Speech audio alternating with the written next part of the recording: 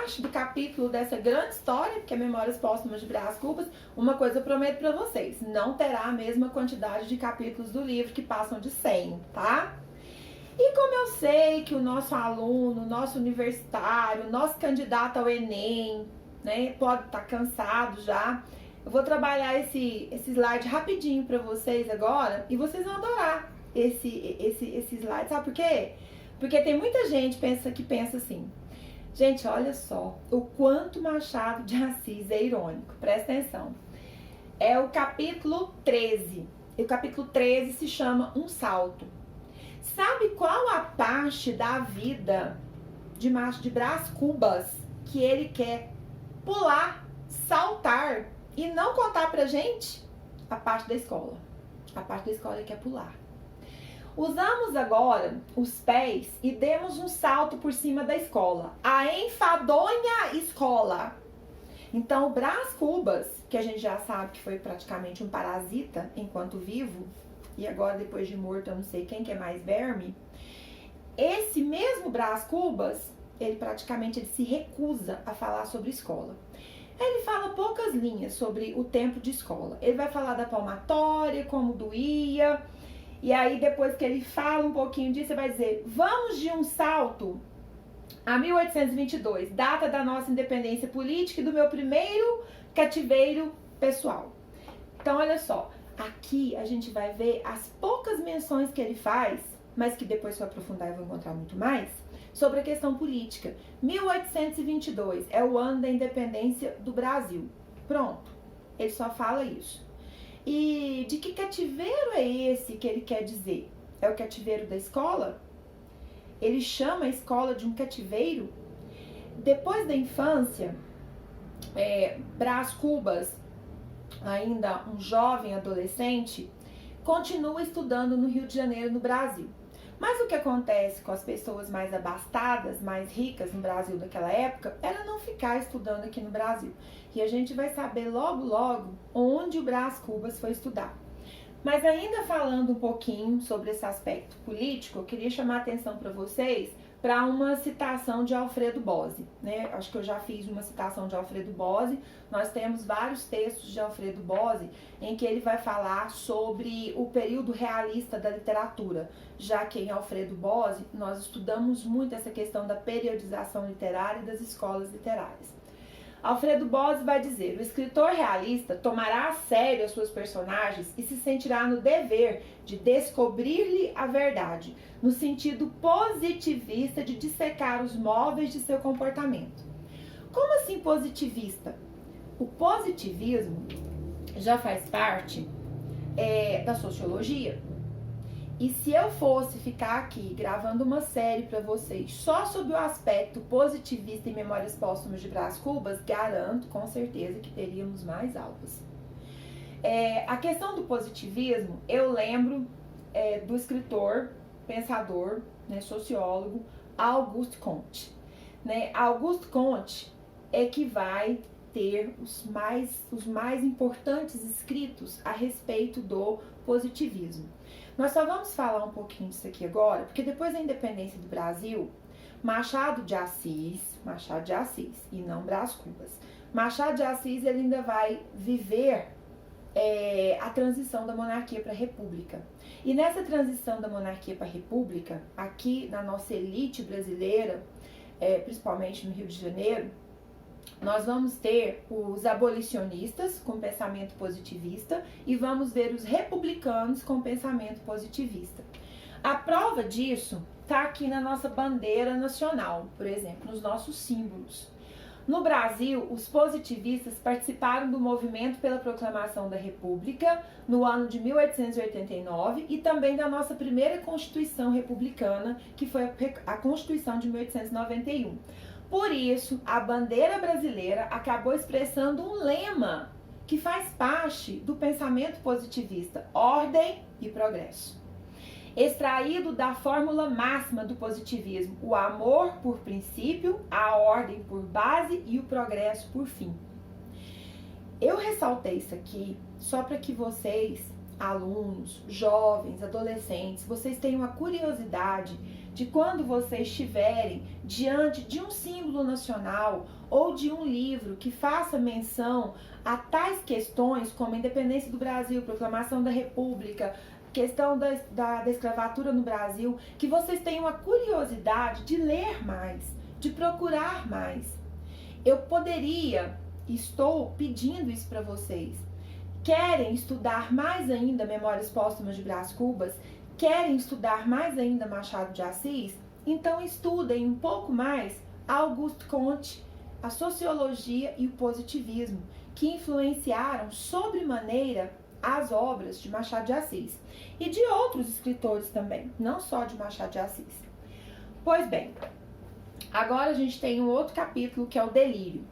Lá nas nossas primeiras aulas dessa série, eu comentei com vocês sobre aquela transição, seria uma passagem, que principalmente os religiosos falam isso, entre a vida e a morte, e que a gente teria delírios, alucinações, uma mistura, um hibridismo com lembranças do passado. Este delírio tem um panorama da vida, em tudo que tem de bem e mal, como o mito da caixa de Pandora. Brás vê todos os vícios e virtudes se misturarem em seu delírio, e a própria Pandora, ou seja, a natureza, mostra-se indiferente com a sua morte. Pessoal, agora nós vamos ter uma outra intertextualidade, aliás, duas em uma, que merecem muito o estudo e a atenção de vocês. Vou frisar novamente. Essas aulas são dedicadas a vocês, alunos do ensino médio, principalmente aos meus alunos do Colégio Coronel Pedro Nunes, para que vocês percebam que ler é diferente de ler, compreender, pesquisar, analisar e apreender as várias possibilidades que um autor oferece ao leitor para entender um livro. Se eu ler este livro e passar pela caixa de Pandora e não pesquisar nada, não adiantou eu ler o livro. Então eu cheguei nessa parte. Peraí, professor, só está falando que ele vai ter sonhos, alucinações e delírios com Pandora quando ele está morrendo? É porque ele tem assim, tem hora que ele fecha os olhos, todo mundo pensa que ele morreu, de repente ele abre os olhos e vê ali à sua volta Virgília, ele ali moribundo na cama, e aquelas pessoas à sua volta. Aí tem hora que ele volta a sonhar de novo. Então é aquela mistura de sonho com realidade. E uma das imagens que mais vai aparecer para o Brás Cubas vai ser a imagem de Pandora. Nós vamos ver quem é a Pandora, né? Sim, verme, tu vives. Não receis perder esse arranjo que é teu orgulho. Provarás ainda por algumas horas o pão da dor e o vinho da miséria. Sabe quem disse isso para Brás Cubas em seus delírios entre a vida e a morte? Pandora. Pandora, que é uma personagem que aparece no livro, né, criada neste momento por Machado de Assis, para povoar os delírios de Brás Cubas, ela aparece de uma forma gigantesca para ele, que ele olha assim e não consegue nem enxergar a sua face.